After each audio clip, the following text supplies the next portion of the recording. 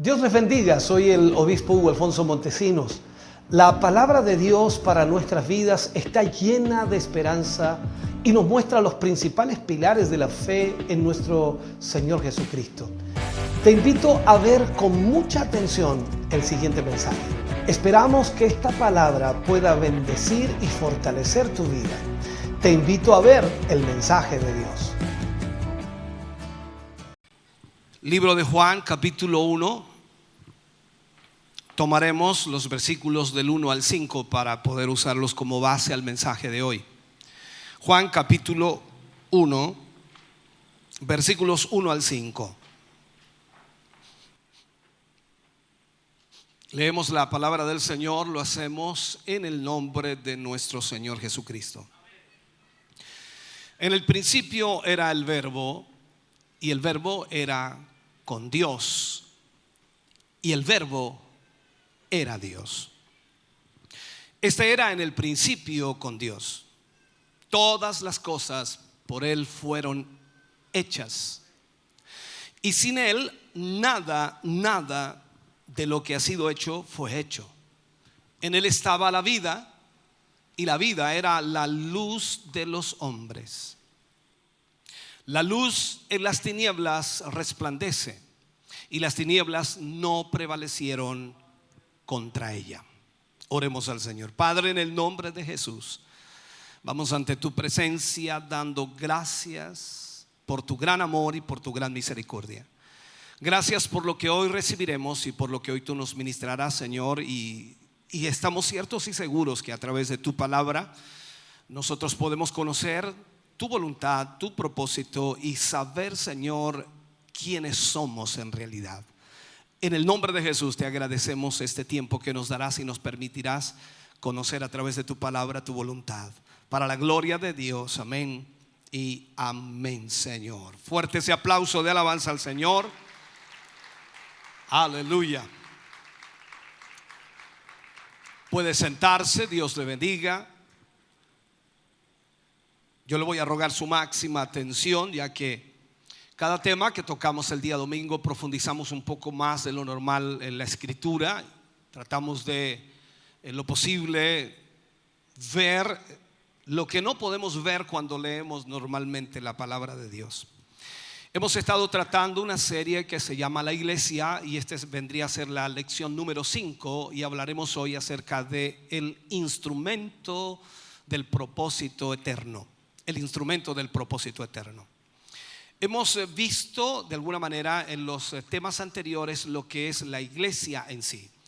Recordemos que el Señor Jesús vino a instaurar la iglesia, primeramente a morir en la cruz por nuestros pecados, a cumplir el plan del Señor para restaurar la comunión entre Dios y el hombre, o entre el hombre y Dios. Y el Señor Jesús, que caminó sobre esta tierra, pudo hacer el bien, pudo hacer sanidades, milagros en todas las personas. Él tenía, en otras palabras, esa capacidad extraordinaria. Luego de que Él se fue, Él dijo que nosotros, la iglesia del Señor, que iba a iniciarse en el día de Pentecostés, entonces esa iglesia haría también cosas mayores que las que Él hizo. Eso implica entonces que cada uno de nosotros, como creyentes, como hijos del Señor, tenemos una capacidad y tenemos el don de Dios para poder hacer la obra del Señor, hacer el bien de acuerdo a la palabra del Señor. El Señor Jesús fue quien entonces mostró la obra de Dios sobre la tierra en su ministerio. Pero cuando Él se fue, ¿qué quedó? Bueno, el Señor Jesús se fue y formó otro cuerpo. Y Pablo dice que este cuerpo es la iglesia. Jesús es la cabeza de este cuerpo y el cuerpo en sí es la iglesia. Y nosotros entonces somos guiados por el Espíritu Santo de Dios para hacer las obras de nuestro Señor Jesucristo. Teniendo eso en mente entonces, y con claridad podemos en este sentido nosotros sacar toda presuposición sobre la iglesia, para que de alguna manera podamos tener una visión sin ningún obstáculo y verla exactamente como Dios la ve. Vemos, por ejemplo, que Juan presenta al hombre celestial hablando de Jesucristo, y presenta también a la iglesia personalmente de una manera más completa que cualquier otro escritor. Juan revela a Jesús como el hombre celestial, y Juan también revela a la iglesia como ese cuerpo celestial. De hecho, en nuestros estudios de la persona de Cristo, cuando hablábamos de la persona de Cristo, vimos a este hombre celestial y al propósito eterno que había con él. Ahora estamos mirando a la iglesia como este propósito eterno de Dios. Pablo se mueve de alguna manera del hombre celestial personal al hombre corporal, que es la iglesia, o sea, su cuerpo. Jesús no está aquí hoy presente, cuerpo presente. Él está ahora en el cielo, está a la diestra del Padre intercediendo por nosotros. El Señor Jesús dejó a la iglesia para que fuera, en otras palabras, la representante de Cristo aquí en la tierra, y es el cuerpo de Cristo, la iglesia. Entonces, antes Cristo era el Padre en una manera literal, si lo vemos de acuerdo a lo que Juan dice. Antes que lo que Pablo llama los tiempos eternos también, la iglesia en sí, aunque no literalmente, ya estaba en el conocimiento de Dios, ya estaba en el plan de Dios, en el propósito de Dios, desde antes que los tiempos eternos pudieran venir. En este sentido, entonces, nosotros podemos decir, Dios tenía en su plan todo ordenado. Jesús vendría hasta la cruz del Calvario y luego Él se iría y dejaría la iglesia funcionando, activando con todos los dones que derramó sobre esa iglesia. Y en este sentido, entonces, podemos decir que literalmente Cristo está presente hoy sobre esta tierra a través de su cuerpo, que es la iglesia. Pablo también menciona en palabras muy simples y sencillas de entender cuando dice que nosotros somos templo del Espíritu Santo de Dios y que ese Espíritu Santo habita en nosotros. Por lo tanto, entonces nosotros como iglesia pasamos a ser ese cuerpo que es representante del Dios vivo sobre esta tierra. Cuando miramos entonces la Escritura y profundizamos un poquito en ello, en este sentido nos convertimos nosotros en ese cuerpo viviente, como nosotros conocemos físicamente a la iglesia desde el día de Pentecostés. Allí nace la iglesia en lo literal, en lo físico. Antes de eso estaba en el pensamiento de Dios, en todo lo que era la voluntad y propósito de Dios. La iglesia no nació por un accidente, la iglesia no nació por una casualidad. La iglesia nace bajo el propósito de Dios. Y allí entonces en Pentecostés la iglesia físicamente nace. Pero como dije, ha estado siempre en el preconocimiento de Dios, porque la iglesia es la prioridad de Dios hoy día.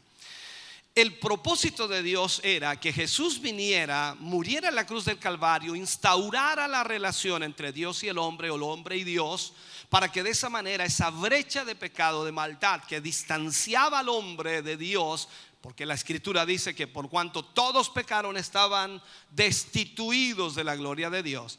Entonces esa brecha fue quitada totalmente por la muerte de Cristo en la cruz.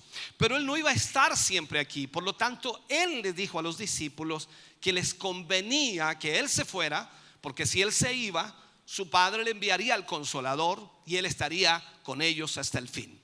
De allí entonces nace la iglesia literalmente, y allí nosotros tomamos parte. Antes que nada, entonces, vamos a ver la restauración de las relaciones celestiales.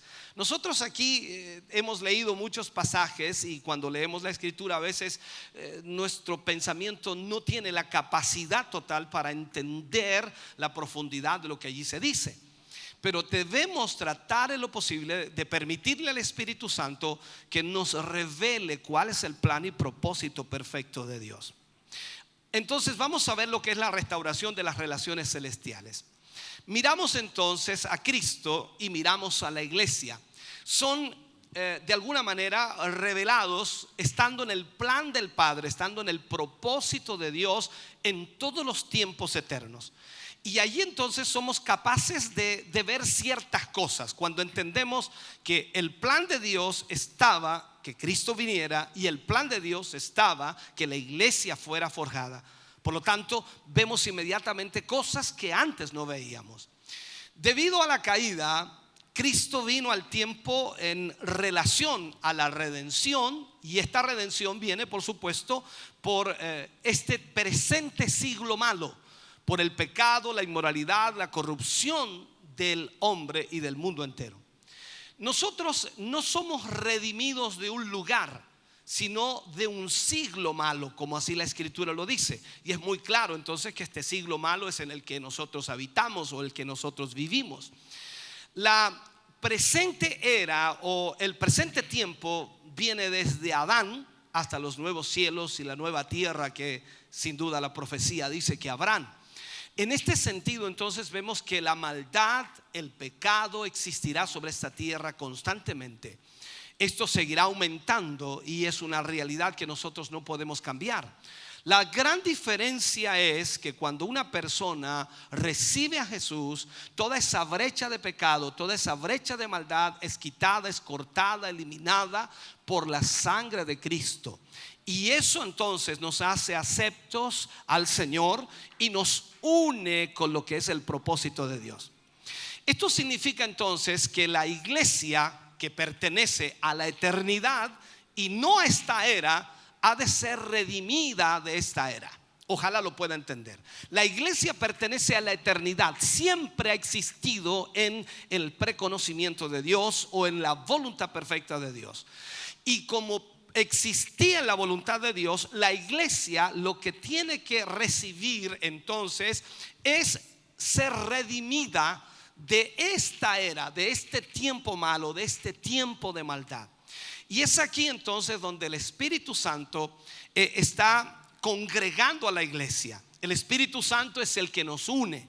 El Espíritu Santo es el que nos lleva a hacer la voluntad de Dios. El Espíritu Santo es el que provoca en nosotros el querer tanto como el hacer.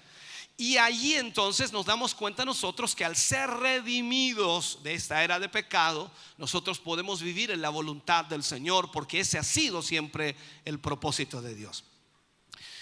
Enfoco en esto. Por la redención que es en Cristo Jesús, la iglesia está redimida del tiempo a la eternidad. O sea, cuando nosotros somos redimidos aquí en este tiempo, Dios nos está redimiendo para la eternidad. Dice que el que recibe a Jesucristo como Señor y Salvador de su vida, ha pedido perdón por sus pecados, se ha arrepentido, dice que es salvo. Y la salvación es eterna. Y esto en este sentido entonces nosotros como iglesia hemos sido redimidos del tiempo a la eternidad. Así que el nacimiento de Cristo, cuando miramos la Escritura, está relacionado con la redención de la posesión comprada o la redención de la iglesia. No sé cómo llamarlo esto, con referencia a lo que la Escritura dice, incluso sobre todo a la entrada de Cristo en el tiempo. Porque Juan lo escribe muy bien aquí, trataré de explicárselo, ojalá me logre entender. Cuando Cristo entra en el tiempo, Juan tiene tres cosas que decir sobre Cristo. Cuando leemos muy atentamente, es muy importante que nosotros nos demos cuenta de lo que está diciendo. Dice, Juan coloca a Cristo primero que nada en la eternidad. Lo coloca primero en la eternidad. Y leemos el versículo, dice, en el principio era el verbo. Y el verbo era con Dios y el verbo era Dios. Era Dios. ¿Dónde lo está colocando? En la eternidad. Siempre existiendo, siempre existido, siempre estado. Él no nació en Belén, él se encarnó en Belén, que es diferente. Por lo tanto, siempre ha existido. Recordemos la oración de Jesús también con el Padre. Padre, glorifícate con aquella gloria que compartimos antes de que el mundo fuese. O sea, estamos hablando entonces de que Juan coloca a Cristo en el principio de todo, en la eternidad. Y allí luego entonces cuando vemos que Juan coloca a Cristo en la eternidad, luego en las siguientes palabras se refiere a Cristo fuera del tiempo. O sea, lo muestra como la venida, ¿cierto?, de Cristo a la tierra como en el tiempo, en nuestro tiempo. Jesús estaba en la eternidad, pero ahora viene a nuestro tiempo. Y dice, y aquel verbo fue hecho carne y habitó entre nosotros. Entonces, lo pone primero en la eternidad y luego nos dice que Cristo viene y aparece en nuestro tiempo para poder entonces provocar la liberación, la restauración. Cristo es también revelado estando en el cielo mientras que Él está aquí. O sea, miremos esto, increíble. Yo sé y usted sabe por la palabra que Cristo está a la diestra del Padre intercediendo por nosotros. Pero yo puedo decir ahora mismo que Cristo está aquí. Pastora, eso no lo entiendo, por favor, explíquemelo. La escritura dice que Cristo está a la diestra del Padre intercediendo por nosotros, pero también la Biblia dice que Cristo está aquí. ¿Y cómo puedo yo validar eso? Puedo validarlo a través del Espíritu Santo, porque el Espíritu Santo viene para ministrarnos a Cristo. El Espíritu Santo vino para guiarnos a toda verdad y a toda justicia. Jesús dijo: yo soy la verdad. En otras palabras, el Espíritu Santo nos revela a Cristo. Por lo tanto, podemos decir que el Espíritu Santo a quien está mostrando es a Cristo en este lugar. Por lo tanto, dice la Escritura que donde hay dos o tres congregados en su nombre, Él está en medio de ellos. Bendito sea el nombre del Señor.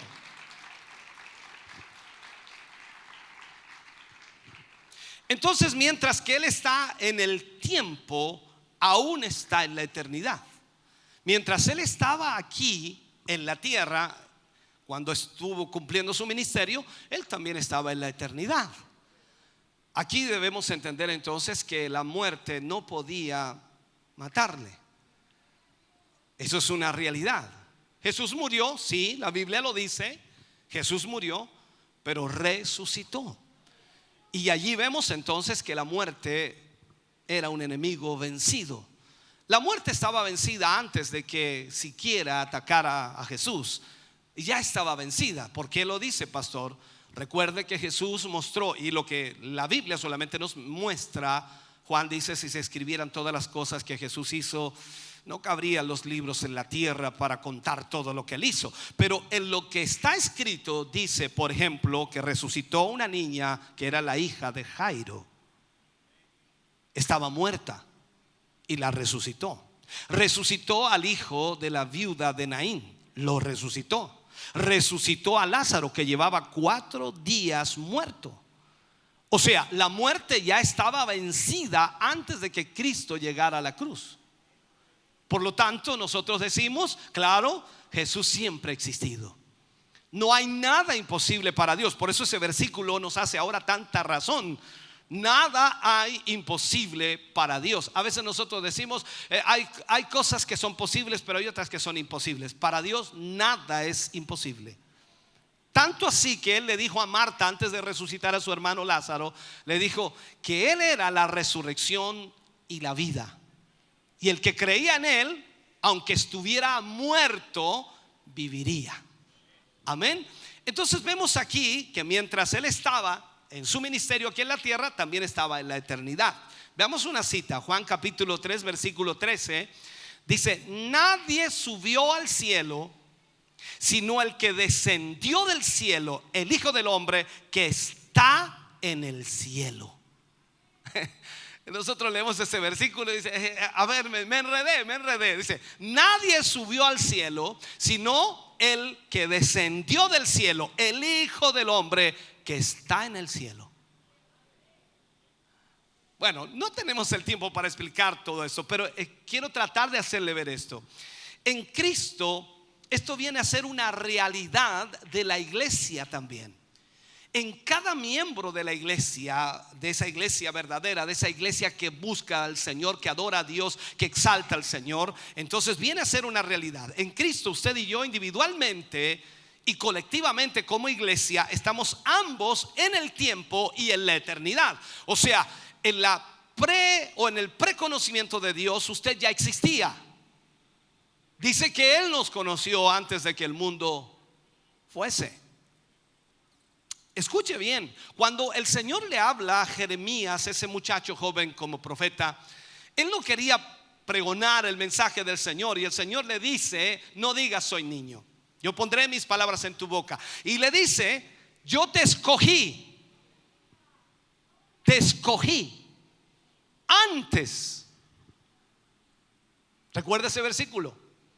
O sea, el Señor está diciendo en realidad que Él está muy adelantado. Nosotros estamos viviendo este día es domingo, este día es perfecto, pero el Señor ya, hermano querido, tiene todo planificado, tiene todo ordenado, tiene todo claro. Él sabe cuántas veces el enemigo, Satanás, te va a atacar, pero Él tiene todo planificado para que los ángeles de Dios te protejan, te cuiden, te guarden, te guíen, porque eso es lo que Dios hace. Dios tiene el preconocimiento de las cosas. Por eso es que Dios es todopoderoso en todas las áreas.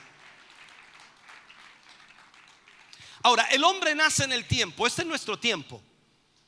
Usted nació en 1980, otros nacieron en 1970, otros en 1960 y sus derivados. Todos tenemos un tiempo, hemos nacido, estamos aquí presentes sobre esta faz de esta tierra y tenemos un tiempo para vivir. Algunos vivirán, como dice la Escritura, entre 70, 80 años, los más robustos. Perfecto, pero el punto es que este es nuestro tiempo, pero tenemos un tiempo que es la eternidad. Entonces, veamos esto. En el nuevo nacimiento, cuando hablamos del nuevo nacimiento del creyente, a través de la unión con Cristo, se restablece nuestra ciudadanía celestial. Todos fuimos creados por Dios. Y la Escritura dice que fuimos creados para la alabanza de su nombre. Lo que sucede aquí es la distorsión que el enemigo provoca y la desviación que lleva a muchas personas a alejarse de Dios, a abandonar a Dios, no amar a Dios, no servir a Dios. Perfecto. Pero en ese sentido nosotros entendemos ahora que cuando venimos a Cristo, en ese nuevo nacimiento se restablece nuestra ciudadanía celestial. Debe de grabarse esto en nosotros, que no estamos tratando de convertirnos en ciudadanos del cielo. O sea, aquí no estamos tratando nosotros de convertirnos en ciudadanos del cielo. No estamos aquí tratando de convertirnos nosotros en seres espirituales. Nosotros ya lo somos en virtud del nuevo nacimiento. O sea, si usted ha nacido de nuevo, usted es un ciudadano del cielo. Si usted nació de nuevo, usted es un ser espiritual. Esta relación, hermano querido, entendemos, se perdió con la caída en el pecado, pero ha sido recuperada en el nuevo nacimiento. Jesús fue muy claro cuando habló con Nicodemo: te es necesario nacer de nuevo. La religión no es la solución, es nacer de nuevo. Necesitas nacer de agua y de espíritu. Por lo tanto, el nuevo nacimiento es lo que cada creyente necesita. Usted puede ir a una iglesia 1500 veces, pero si no ha nacido de nuevo, usted no tiene esa ciudadanía celestial. Ahora, la ley y los motivos de esta unión es totalmente eterna. Hay una ley de Dios que establece todo esto. Queremos ver entonces la relación con esto. Por ejemplo, a Israel, Dios le dio muchas promesas. Y dos cosas están evidentemente marcadas en las promesas que les dio Israel, y por supuesto lo relacionado a la mente judía, a lo que los judíos pensaban o a lo que los judíos veían como más importante y relevante en sus vidas. La frase, o mejor dicho, lo que ellos pensaban era siempre en el reino de los cielos, y lo segundo era la vida eterna. Si usted lee los evangelios constantemente, se va a dar cuenta que la mayor parte de los diálogos que se hicieron con Jesús o para con Jesús, las preguntas más normales es: ¿cómo haré para heredar el reino de los cielos? ¿O qué debo hacer para heredar la vida eterna? Esas son las preguntas normales que los judíos le hacían a Jesús. Entonces, Nicodemo, por ejemplo, le preguntó qué debía hacer para entrar en el reino de los cielos. Esa fue la pregunta de Nicodemo. Otro viene a Jesús y le pregunta: ¿qué haré para heredar la vida eterna? Ese muchacho rico que quería, por supuesto, también seguir a Jesús.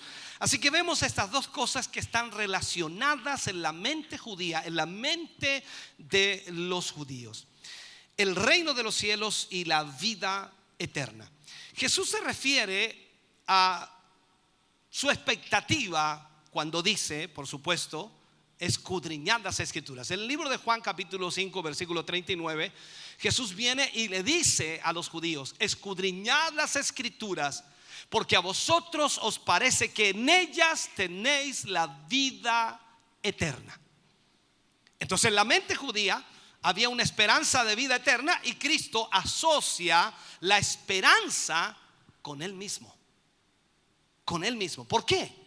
En lo concerniente al testimonio de la Escritura, Él dice: y ellas son las que dan testimonio de mí. O sea, para heredar la vida eterna me necesitan a mí, le dice Jesús.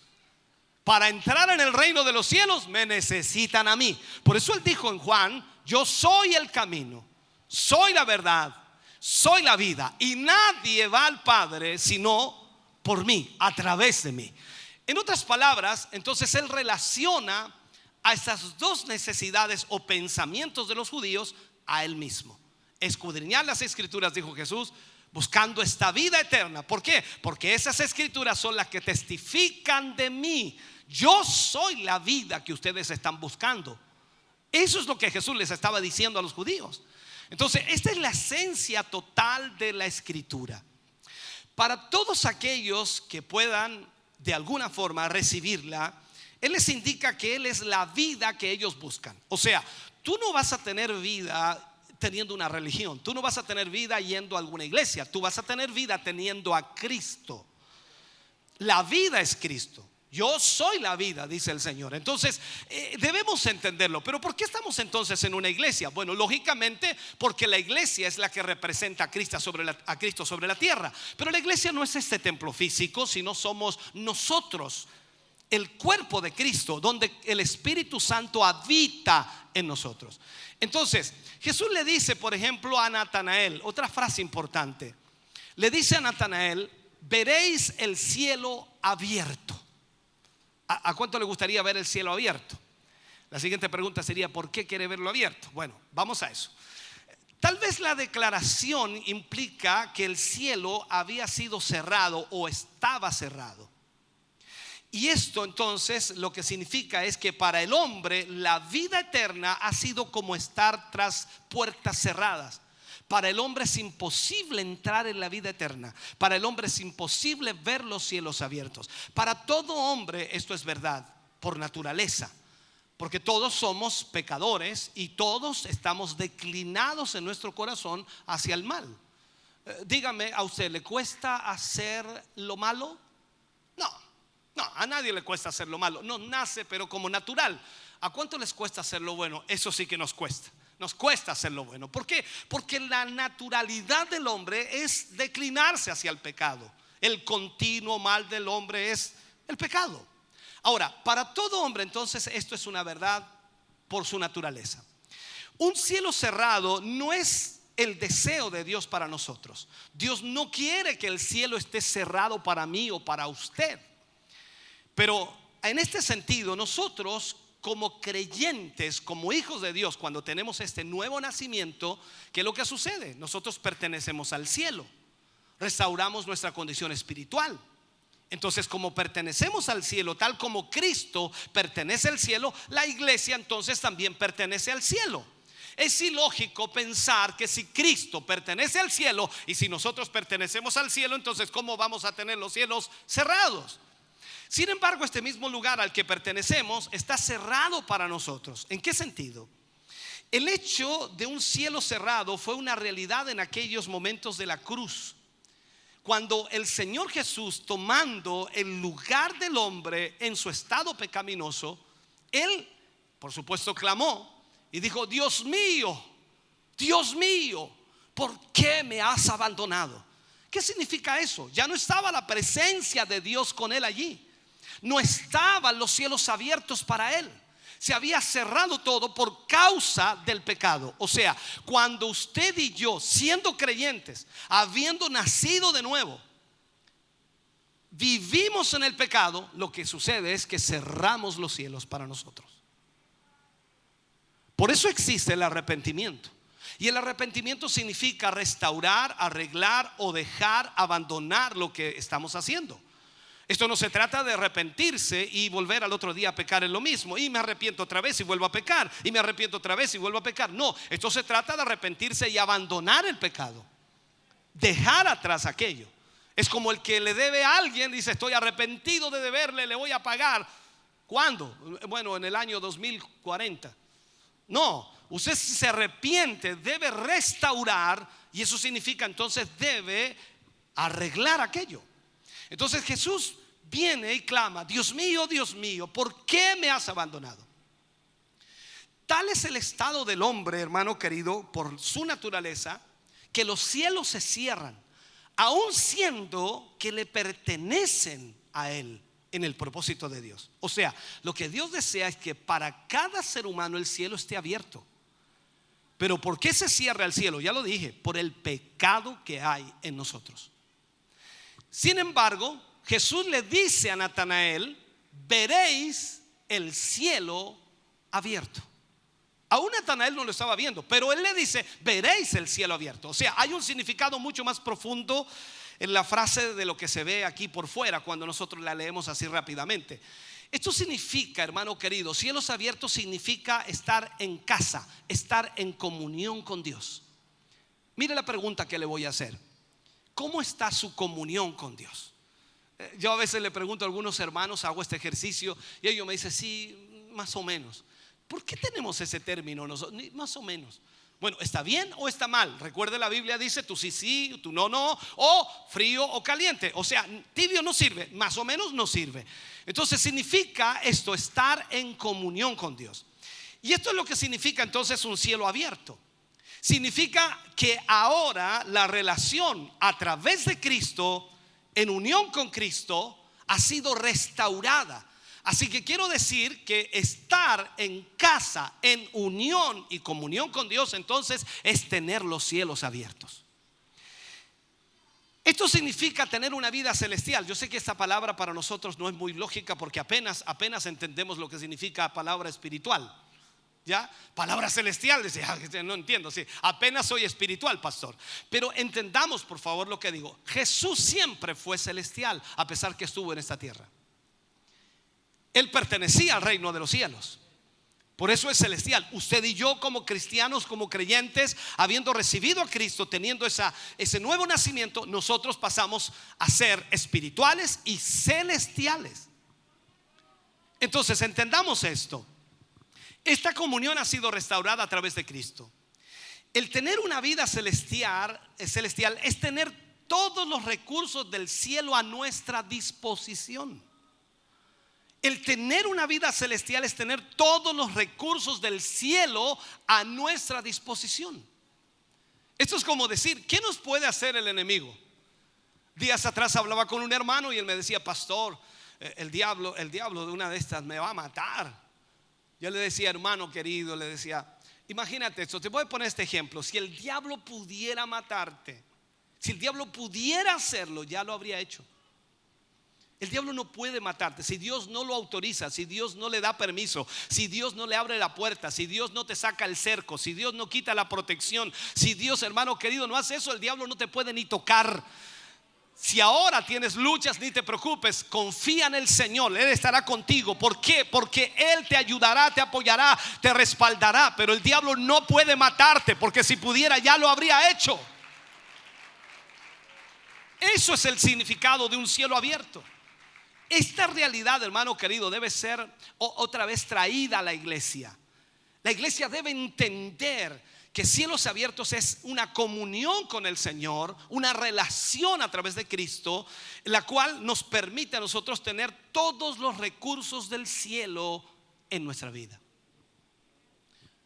Mientras caminamos con Dios, el cielo se abre para nosotros. El cielo se abre para nosotros. Ahora, el principio del cielo abierto es lo que llamamos vida eterna en Cristo. La seguridad o la convicción de la vida eterna. Algunos cristianos, creyentes, caminan en la iglesia o adoran a Dios, exaltan al Señor, pero no tienen seguridad de su vida eterna. No tienen convicción de que si son salvos o no son. Y usted les pregunta a veces y ellos dicen: no sé, el Señor sabe. No, tú tienes que saber. Porque si tienes una comunión con el Señor, Porque si tienes una relación con el Señor, eso no va a evitar que las luchas vengan, no va a evitar que las presiones estén o las tentaciones estén. Pero tú vas a saber que Dios está contigo y vas a luchar contra eso. Tal como dice la Escritura, vas a resistir al diablo y él va a huir de ti, porque la presencia de Dios va a estar en tu vida. Y cada lucha que tengas, Dios te va a ayudar a enfrentarla, te va a dar la fuerza para poder enfrentar aquello. Entonces tú en este sentido tienes esos recursos de parte del Señor. Entonces vemos a Cristo y vemos también a la iglesia, y la iglesia debe ser lo que ese hombre celestial fue. Dice que Jesús anduvo haciendo bienes, sanando a los enfermos, libertando a los endemoniados, resucitando a los muertos. ¡Wow! ¿Quién no hizo Jesús? Tú y yo debemos hacer exactamente lo mismo. Dice, así que yo no tengo eso. ¿Cómo si tú y yo tenemos los recursos del cielo? Por eso entonces debemos entender que Dios desea que nosotros instauremos o arreglemos esa comunión con Él. Hemos visto bastante de esto. Hemos tratado con la persona de Cristo, el hombre celestial y la vida eterna al mismo tiempo. Y es muy necesario ahora que hagamos la relación entre este hombre celestial y la iglesia. ¿Por qué? Porque la iglesia se ha convertido en lo que el hombre celestial fue. O sea, Jesús dejó a su iglesia y envió a su Espíritu Santo. ¿Para qué? Para que usted y yo hagamos mayores obras que las que Él hizo. Esto lo enseñé en otro de los temas cuando le hablé de la medida de fe. Usted tiene una medida de fe, y esto es el vaso, esto es la iglesia. Y usted puede ver que el vaso está casi lleno. Vamos a suponer que está lleno, pero no lo llené yo solo con mi medida de fe. No, yo posiblemente llegué un poquito, unos milímetros abajo, y vino otro hermano y otros milímetros más y otros milímetros más, y vino el otro y el otro y el otro y el otro, y empezamos a llenar el vaso por la medida de fe. La iglesia, cuando se une, cuando ora, cuando clama, cuando busca a Dios, no hay poder del enemigo que pueda detenerla. No hay nada que pueda detenerla. Por eso es importante que cuando nosotros decimos alguien está pidiendo oración, nosotros nos unimos para orar. Y mi medida de fe, su medida de fe, la medida de fe del hermano y de la hermana hace un potencial extraordinario, y podemos ver la mano de Dios. Por eso Jesús dijo, mayores cosas que estas haréis. ¿Por qué? Porque Jesús era uno solo. Él estaba en un solo lugar físico. Ahora la iglesia está en miles, millones de lugares físicamente. Por eso entonces la obra del Señor es hecha en el mundo entero. Ahora mismo, en esta mañana, considerando de que todos los países tengan el mismo horario, por decirlo así, en todos los lugares, en todas las iglesias del mundo están reunidos, están adorando, están alabando. Hay liberación de endemoniados, hay sanidades, hay milagros, hay restauración, hay convertimiento, hay gente que acepta a Cristo, hay gente que viene a las plantas del Señor. Todo está sucediendo al mismo tiempo, y el Señor dice, eso es lo que dije, mayores cosas que estas haréis. Ahora, Juan dijo, así como fue Él en este mundo, así también nosotros. Así que ahora la iglesia se ha convertido en lo que fue este hombre celestial, y lo que este hombre celestial es en cuanto a su ser. Las leyes de su vida y su ministerio se traspasan a la iglesia. Lo que quiero dejar grabado en tu mente es que lleves el evangelio y que comprendas que el ministerio de la iglesia es exactamente lo que vemos que fue el ministerio de Cristo, como el hombre celestial cuando anduvo sobre esta tierra. Cuando leemos entonces los evangelios con esta mente, con ese pensamiento, cuando lo vemos haciendo bienes, sanando a todos los oprimidos por el diablo, destruyendo las obras del diablo, trayendo la revelación de Dios al hombre a través de lo que por supuesto él mismo era. Dice Jesús en un momento, el que me ha visto a mí, ha visto al Padre. Wow, imagínese, hermano querido. Es como que usted, voy a ponerlo en usted o lo pongo en mí para que no se ofendan, ya, pero es como que yo dijera, el que me ha visto a mí, ha visto a Cristo. Y algo le diga, pero eso es lo que debe suceder. Tú debes ser ese hombre celestial que Cristo fue. Entonces, nosotros somos el ministerio de la iglesia en este tiempo. Tú no puedes pensar en otro tiempo, decir, bueno, ojalá la próxima generación haga lo que nosotros no pudimos hacer. Te queda tiempo de vida, respiras todavía, tienes fuerza, energía, úsala para hacer lo mejor que puedas hacer para el Señor. Entonces estaremos moviéndonos hacia lo que Dios está tratando de producir, que es una iglesia poderosa, una iglesia que tenga la unción, una iglesia que tenga la autoridad, una iglesia que pueda echar fuera demonios, una iglesia que pueda sanar a los enfermos. Y lo que finalmente hará a través de la iglesia será extraordinario, porque eso es exactamente el ministerio de la iglesia.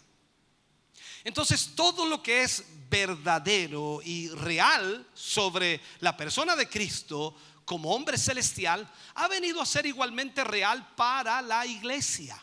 ¿Has visto milagros de Dios? ¿Has visto sanidades? ¿Has visto la restauración de paralíticos? ¿Has visto cuando los ciegos recobran la vista? ¿Has visto cuando los oídos son destapados? ¿Has visto cómo eso sucede? ¿Has visto cómo Dios libera a los endemoniados? ¿Has visto eso? Cuando tienes esa experiencia, hermano querido, tú sabes que Dios está obrando. Y tú sabes que no eres tú, sino es el poder de Dios que obra a través de ti por la comunión que tienes con el Señor. Entonces Jesús, como el hombre celestial, nació aquí en el tiempo, que venía de la eternidad, pero nació en este tiempo. Así también la iglesia, tal como el hombre celestial corporal. Entonces la iglesia tiene su nacimiento aquí en el tiempo. La iglesia nació el día de Pentecostés en lo literal, en lo físico, pero estaba ya en la eternidad de Dios. Cuando presentábamos a los novios aquí, hice una pequeña alusión. Pudimos haber introducido mucho más aquello. Cuando hablábamos de Abraham como Dios, cuando hablábamos del criado como el Espíritu Santo, cuando hablábamos de Isaac como el hijo y cuando hablábamos de Rebeca como la novia. La Biblia dice que Abraham envió a su criado. La Biblia dice que Dios envió al Espíritu Santo. ¿Para qué? Para reunir a la iglesia. El criado fue y trajo a la muchacha, a Rebeca, para llevarla ¿a dónde? Al novio. El novio no vino a buscar a la novia. Tú sabes que el arrebatamiento, el Señor Jesús no pisará esta tierra. No, Él lo esperará en el cielo. Por lo tanto, cuando nosotros vemos que la novia es la que debe ser llevada, ¿y quién va a llevar a la novia? El Espíritu Santo, el criado. Esa es la imagen. Entonces el Espíritu Santo está juntando a la novia. Tú eres parte de esa novia y el Espíritu Santo le está juntando, porque llegará el momento en que suene la trompeta del Señor y tú y yo volaremos a la presencia de Dios, porque la novia está ataviada, la novia está preparada, la novia está lista y el novio la está esperando.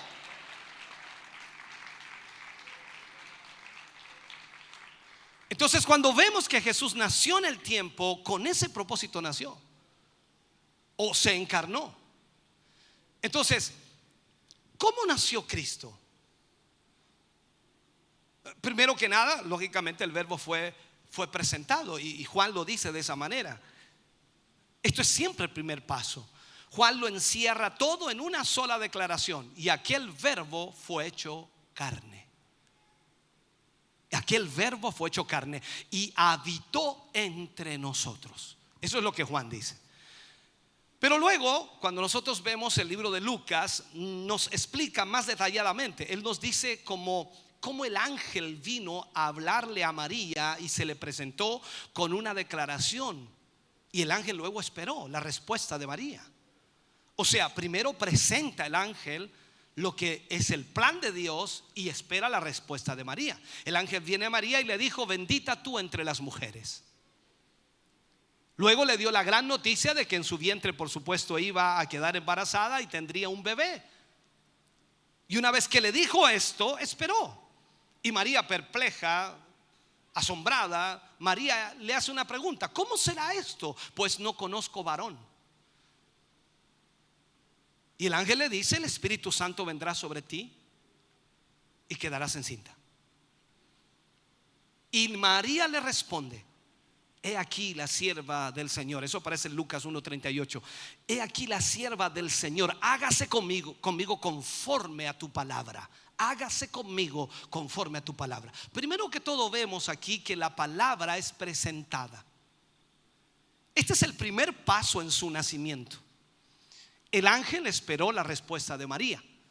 ¿qué vas a hacer con la palabra que ha sido presentada? ¿Qué vas a hacer con lo que Dios te dijo, María? Es como aplicarlo también en nuestra vida. ¿Qué vas a hacer con lo que el Señor te ha dicho a través de su palabra? María tenía que responderle al ángel. Entonces, este es el primer paso. El ángel esperó. ¿Qué vas a hacer?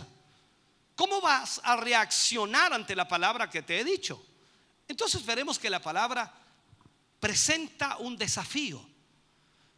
Presenta inmediatamente un desafío para María. Y todo ahora depende de lo que haga con la palabra que le fue presentada. Es exactamente lo mismo hasta el día de hoy con nosotros.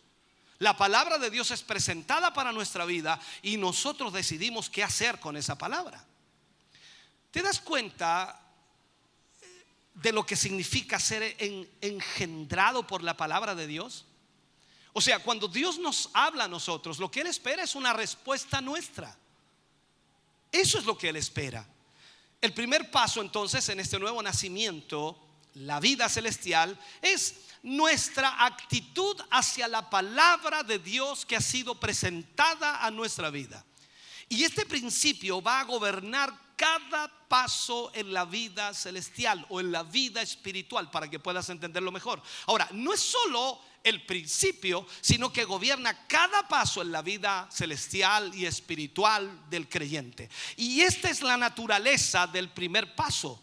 Y lo es igualmente la naturaleza de cada paso subsiguiente. O sea, cada uno de nosotros nos enfrentamos diariamente a la palabra de Dios y Dios está esperando una respuesta por esa palabra que Él nos presentó. Siempre Dios se presenta a nosotros con su palabra. O sea, a través de su palabra Él nos habla. Y no es para que tú leas, tú te levantas en la mañana, si tienes ese hábito o esa disciplina, te levantas en la mañana, abres la Biblia, lees algunos versículos y dices, qué lindo lo que dice aquí. No me digas qué lindo. ¿Qué te dijo el Señor? O sea, algo te dijo el Señor, algo tienes que hacer, alguna decisión tienes que tomar, y eso es lo que significa entonces que nosotros debemos responder. Cada vez que nosotros leemos la palabra del Señor, con ella hay un desafío, con ella hay un costo, con ella traerá un conflicto a nuestra vida. La pregunta es, ¿estamos preparados para aceptar la palabra que el Señor nos mostrará? ¿Estamos preparados para lo que esto significa o lo que esto involucra? Cuando este conflicto, hermano querido, es arreglado, y solo cuando es arreglado podemos proseguir con Dios.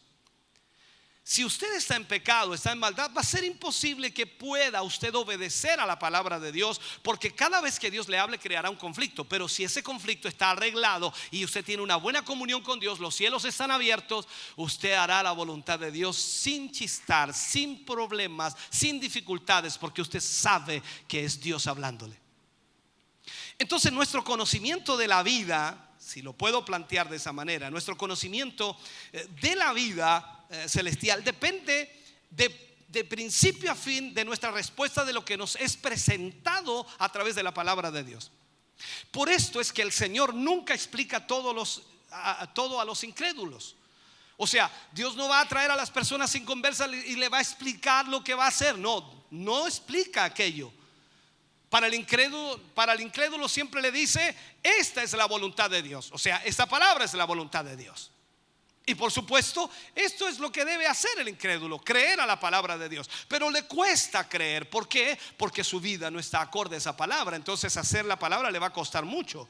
Significa entonces que debe primero arrepentirse, debe arreglar su comunión con Dios, debe restablecer aquello que se ha roto, y de esa manera entonces recién podrá enfrentar la palabra. Las explicaciones lógicamente vendrán después de que nosotros somos nuevas criaturas. Recuerde usted que el Señor Jesús le hablaba en parábolas a la gente, increíblemente lo dice, para que la gente oyendo no entendiera. ¿Para qué lo hacía? Para que luego los discípulos, sus cercanos, los que estaban con él, le preguntaran el porqué de las parábolas y él se las explicaba. Entonces suena extraño de que el Señor Jesús le habla a las multitudes, pero para que no entiendan. Suena extraño, ¿no?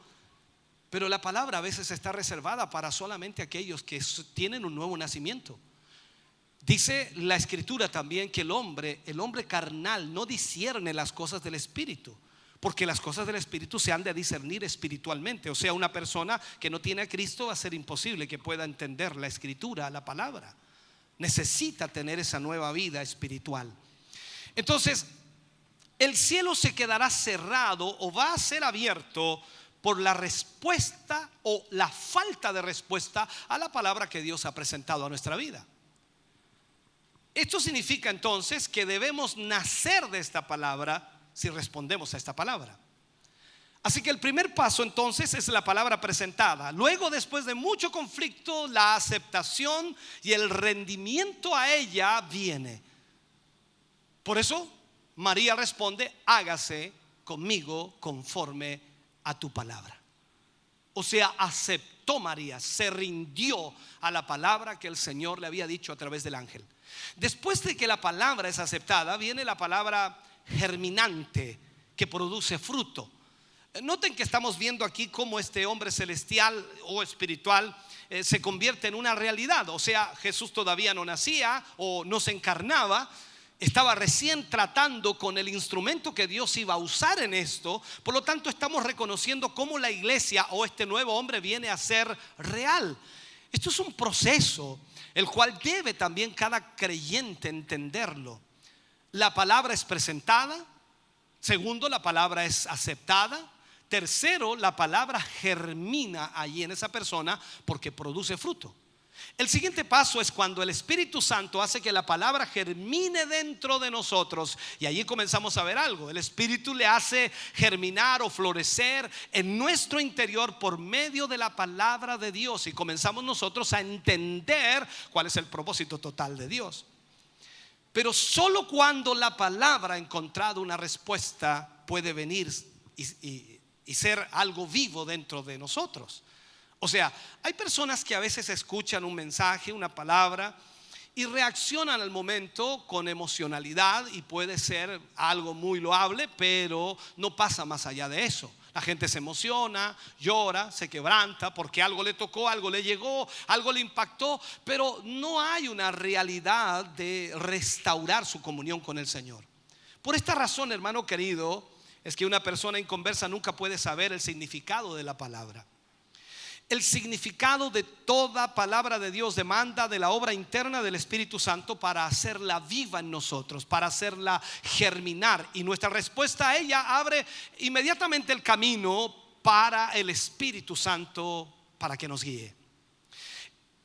En el tercer paso, para transformarnos, por supuesto, en este nuevo hombre y para que la iglesia sea lo que el hombre celestial fue, es que la palabra o Cristo mismo sea formado en el interior de nosotros, inicial y progresivamente. Todos sabemos que la santidad es progresiva, no es instantánea, no es algo instantáneo. Hoy día estamos acostumbrados con todas las cosas instantáneas, y ojalá la lavadora se demorara menos en lavar, ojalá se demorara menos el hervidor, ojalá se demorara menos el microondas, el horno, en fin, todos queremos que sea más instantáneo que lo que ya es. Pero el punto aquí es que en el evangelio, en la vida cristiana, esto no es instantáneo, es progresivo y va paso a paso. Como lo hemos mencionado, ahora tenemos lo que Él fue y lo que es Él, o lo que Él es.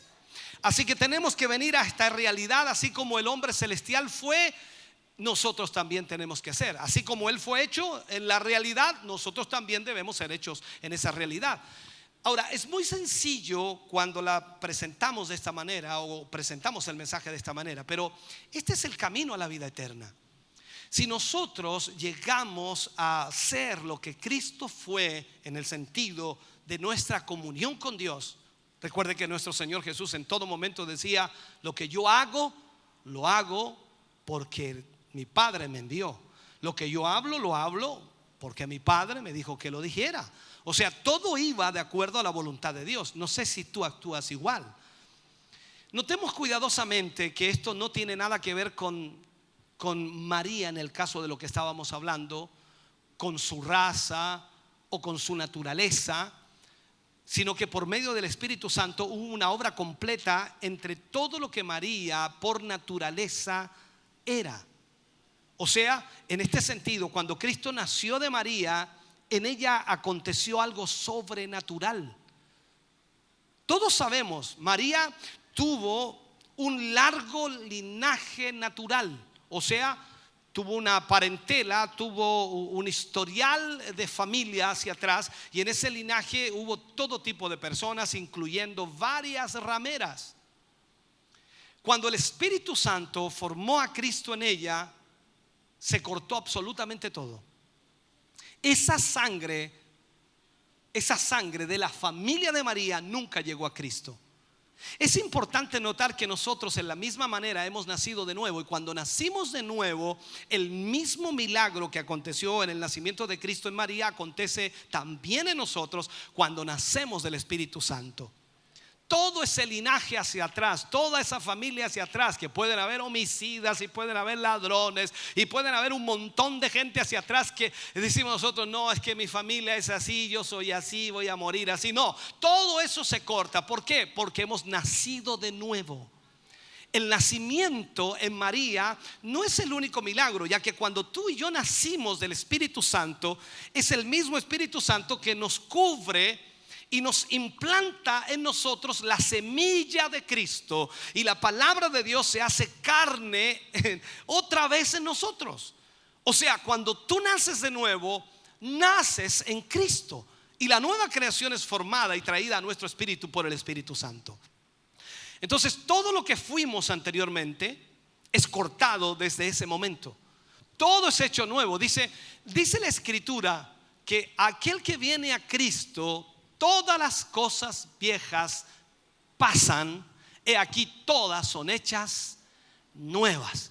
Esto es como hablar del reseteo, no es como resetear algo, sobre todo en la parte computacional se habla mucho, hay que resetearlo, no hay que resetearlo. El otro dice, no, hay que borrar este disco duro y meter información nueva.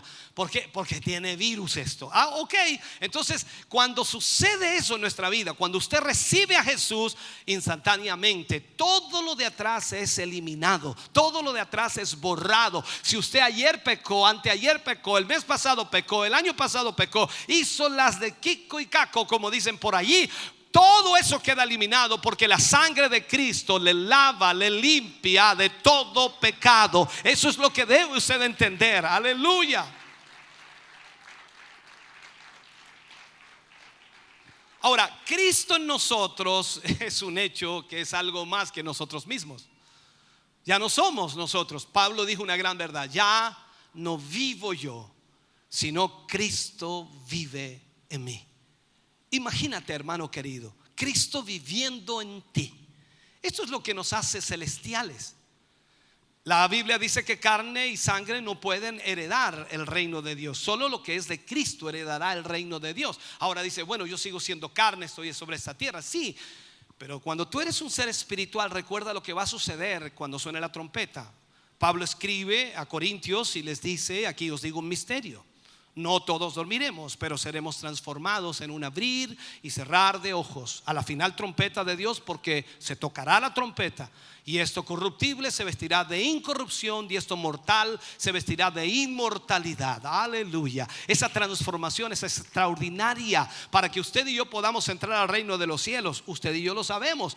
Hay una ley atmosférica. Usted no puede atravesar, ¿me entiende?, la atmósfera, porque necesita equipo para poder respirar, aire para poder respirar. Pero el Señor lo transformará. Usted y a mí pasaremos, hermano, la atmósfera, ionosfera, estratosfera, y llegaremos a la presencia de Dios sin ningún equipo, porque seremos transformados en un abrir y cerrar de ojos.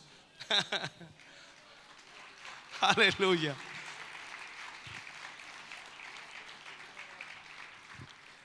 Déjame tratar de terminar. Sé que me he alargado un poco, pero trato de explicarlo lo mejor posible. Todo lo que entra en el reino de Dios debe pasar por la prueba de la muerte. Todo, por la prueba de la muerte. Algunos lógicamente tomarán esto como dirán, bueno, entonces tengo que morir. Sí, pero no en lo físico, tienes que morir en lo espiritual. Esto significa entonces morir a lo carnal, morir al pecado y tomar la nueva vida de Cristo. Todo lo que esté sujeto a muerte morirá. Y la vieja creación es solo esto: muerte. La Biblia dice que por cuanto todos pecaron, están destituidos de la gloria de Dios.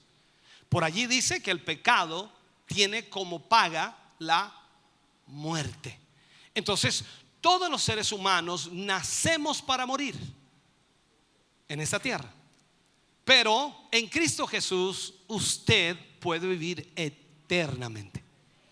Entonces, en Cristo no está sujeta a la muerte, o Cristo no está sujeto a la muerte. Y eso entonces es nuestra única esperanza de gloria. Cristo en vosotros, dice Pablo, es la esperanza de gloria. Entonces vemos en todo esto que la iglesia ahora es exactamente lo que este hombre celestial, lo que Jesús era y fue en la tierra. Tiene el mismo nacimiento en el mismo lugar. Nosotros estamos ahora donde Él estuvo en el tiempo. Entonces podemos ver ahora el don del Espíritu Santo. La vida eterna es a través del Espíritu Santo obrando en nuestra vida. Entonces es el Espíritu Santo de vida, la vida de Dios en nosotros. Pablo dijo en Romanos capítulo 8 versículo 2, dice: la ley del Espíritu de vida en Cristo Jesús me ha librado de la ley del pecado y de la muerte. Pero Pablo murió, dice usted, lo decapitaron. Sí, pero ahora está con Cristo. Así que recuerde, cuando llegue al cielo, búsquelo y pregúntele cómo fue eso. Extraordinario, ¿no? Ahora, veamos esto. El Espíritu Santo, esta vida de Dios está en nosotros como la vida de Cristo en nosotros. Entonces, esta es la vida de Dios. Por lo tanto, es la naturaleza de Dios, son las emociones de Dios, es la misma naturaleza de Dios. Cuando recibimos la vida de Dios. Entonces, la fe y amor de Dios están ahí. Pablo nos dice que en sus cartas que la fe es un don de Dios. Y lo vemos en Romanos capítulo 12, dice es un don de Dios, un don del Espíritu Santo. Luego también nos dice que es el fruto del Espíritu. Así que cuando recibimos la vida eterna, este Espíritu Santo de vida de Dios, recibimos también la fe de Dios. Luego en Romanos, disculpe que vaya tan rápido, en Romanos capítulo 5, él dice que el amor de Dios ha sido derramado en nuestros corazones a través del Espíritu Santo. O sea, al recibir la vida, entonces yo recibo el amor de Dios. No es una lucha para mí amar. La lucha es caminar en la vida. O sea, si usted tiene a Cristo, no puede estar luchando para amar a alguien. Usted debe amar. La Escritura dice que debemos amar incluso a nuestros enemigos. Entonces no debe ser una lucha amar. La lucha es caminar sobre esta vida. Ahora, esta vida son las emociones de Dios. Cuando hablamos de la vida de Cristo en nosotros, ya no trato de sentir como Dios, porque a veces la gente trata de hacer esfuerzos para sentir como Dios sentiría, ¿no? Pero no se trata de eso. Cuando la vida de Dios está en ti, tú no estás tratando de sentir como Dios. Y si caminas en el Espíritu o no, tú amas lo que Dios ama y por supuesto odias lo que Dios odia. Eso es lo que sucede en tu vida y es algo natural en ti, no es forzado, se crea naturalmente. Porque es la mente de Dios en el creyente. Recuerda que Pablo le escribe a los Corintios y les dice: ojalá todos hablásemos una misma cosa, pensásemos una misma cosa. Ese es el deseo de Dios, que la mente de Cristo esté en nosotros para que podamos hacer su voluntad. Ahora, con la vida viene la mente de Dios, viene también la habilidad de Dios, y la vida en nosotros es la vida de Dios conformándonos a lo que Cristo es y fue sobre esta tierra. El ministerio entonces es la expresión de esa vida, la obra eterna del Cristo interno. Para esto Dios nos ha dado el Espíritu Santo. Ahora, concluimos entonces que el instrumento del propósito eterno de Dios es la iglesia. Tú no puedes pensar, hermano querido, yo sé que tú dices: bueno, el Señor Jesús puede hacerlo todo, Él lo puede hacer todo, Él puede hacer lo que Él quiera porque Él es grande, poderoso, eterno, maravilloso. Perfecto, dice, o sea, ¿le vas a dejar la pega al Señor cuando el Señor nos dejó a nosotros la responsabilidad? Hemos venido para representar a Cristo. Estamos aquí y hemos sido llamados para representar a Cristo. Hemos sido llamados para hacer las obras de Cristo. La iglesia Tú, yo, individualmente, nosotros, la iglesia, colectivamente, hemos venido para representar a Cristo y ser incluso rechazados por el mundo. Así como Él fue rechazado por el mundo, igualmente lo seremos nosotros. Jesús dijo: si con el árbol verde hicieron esto, ¿cuánto más con vosotros los secos? Tenemos que ministrar a Cristo a otras personas, y nuestro ministerio es una expresión de esa vida, la obra externa del Cristo interno. Cristo no está presente físicamente aquí en la tierra hoy, pero estamos tú y yo, que lo representamos.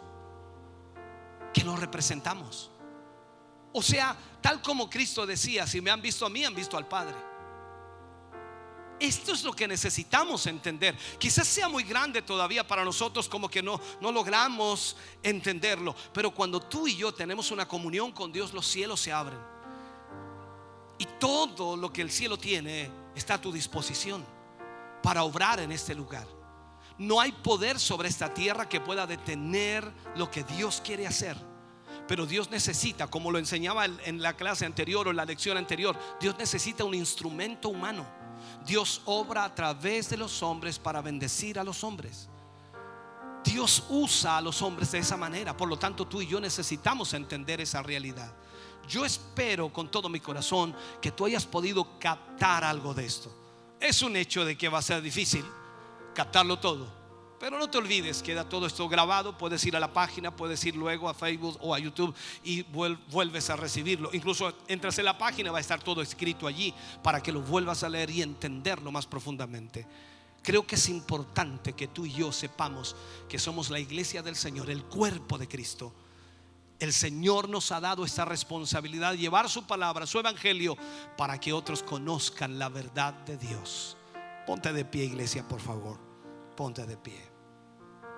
Aleluya.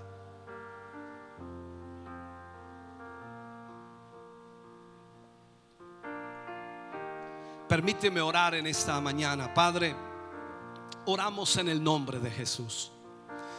Vamos ante tu presencia, Señor. Hemos predicado tu palabra hoy, hemos ministrado a tu pueblo, a tu iglesia.